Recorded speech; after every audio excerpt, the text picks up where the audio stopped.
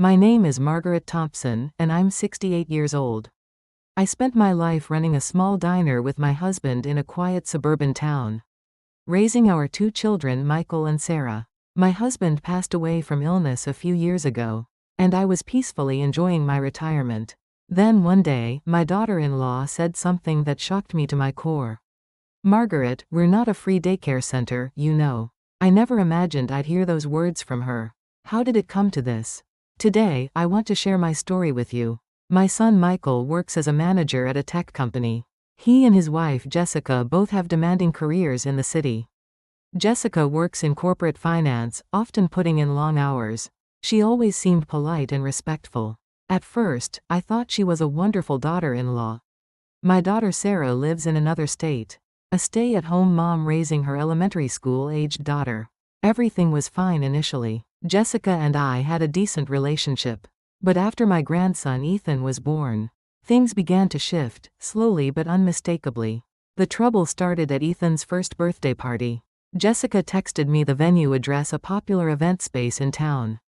Sarah's family and I followed the directions, but when we arrived, we found ourselves at a completely different location. It was a similarly named venue across town. We spent over an hour trying to reach them, but everyone's phones went to voicemail during the party. By the time we finally arrived, the cake cutting and family photos were already done. Walking in late, I could feel everyone's eyes on us. The unspoken judgment was clear. The grandmother forgot her own grandson's first birthday party? Jessica approached us with a sympathetic smile. "Oh, Margaret, did you mix up the addresses? Well, at least you made it." I assumed I'd made a mistake, maybe my aging eyes had misread the text. But something felt off. That nagging feeling never quite went away. A few weeks later, Jessica called with a request. "Margaret, since Michael and I both work full-time, could you watch Ethan for us? We'll pay you $1,000 a month." I loved my grandson, and I understood how hard it was for working parents. I agreed. The first 2 months, she kept her promise. Then the payments just stopped. "Things are tight this month, Margaret. I'll catch up next month," she'd say. But next month never came. I was watching Ethan 10 to 12 hours a day. They'd drop him off early and pick him up late, sometimes after 8 p.m. I cooked, cleaned, did laundry, everything. My knees started giving out. At the doctor's office, I heard words I'd dreaded: "Mrs. Thompson, if you keep this up, you're looking at knee replacement surgery." My back went next. Lifting a toddler repeatedly gave me a herniated disc. But I pushed through the pain. Watching Ethan grow was worth it, I told myself. Then Jessica got pregnant with their second child. For my birthday, they took me to an upscale restaurant, white tablecloths, candlelight, the works. I felt touched by the gesture. But as dessert arrived, Jessica's real agenda emerged. "Margaret, we need to talk about something important. With the new baby coming, we were hoping you could watch both kids. You have so much free time, and Sarah, well, she's just a stay-at-home mom anyway. I have a career, I can't just pause." The way she dismissed Sarah's life as a mother stung. And the assumption that my time was worthless hit even harder. "Jessica, I'm not sure I can handle 2 young children at my age." She cut me off with a practiced smile. "All the grandmothers in my office help out like this. It's just what families do." A few days later, I was at their house watching Ethan. I'd stepped into the hallway to rest my aching knees, when I heard voices from the living room. The door was slightly ajar. "Your mom seemed hesitant about watching both kids," Michael said cautiously. Jessica laughed. "She'll come around. Remember Ethan's first birthday? I gave her the wrong address on purpose. I needed her to show up late, make her feel a little off balance. You know, it's easier to manage expectations that way."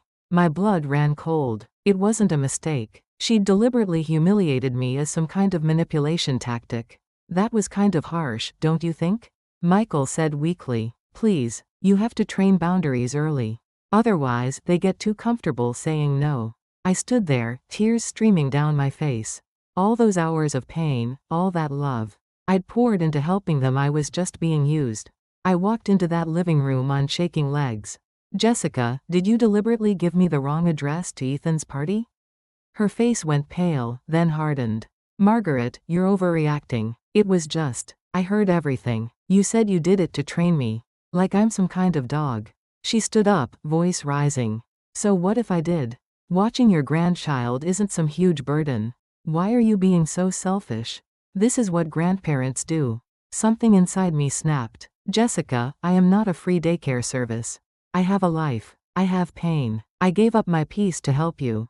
And you repaid me with manipulation and broken promises. No more. Find a daycare. Take parental leave. Hire a nanny. Figure it out yourselves. Michael tried to intervene, but I raised my hand. Michael, you should have stopped this. You let her treat me like hired help. I left that day and didn't look back. A month of silence followed. Then Michael came to my door, alone. Mom, I'm so sorry. I failed you. I let Jessica take advantage and I didn't stand up for you. I softened slightly. Michael, I don't hate you. But I need to live my own life. I'll help sometimes on my terms, when I'm able. But I'm not raising your children.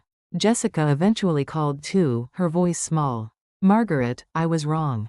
I've been on maternity leave with both kids. And I finally understand how hard this is. I'm sorry. Now I see my grandchildren once a week, when my body allows it. I've started gardening again, taking road trips with Sarah. I'm living my life now. If you're listening to this and feeling trapped by family obligations, hear me, your help is a gift, not an obligation. Love your grandchildren, but love yourself too.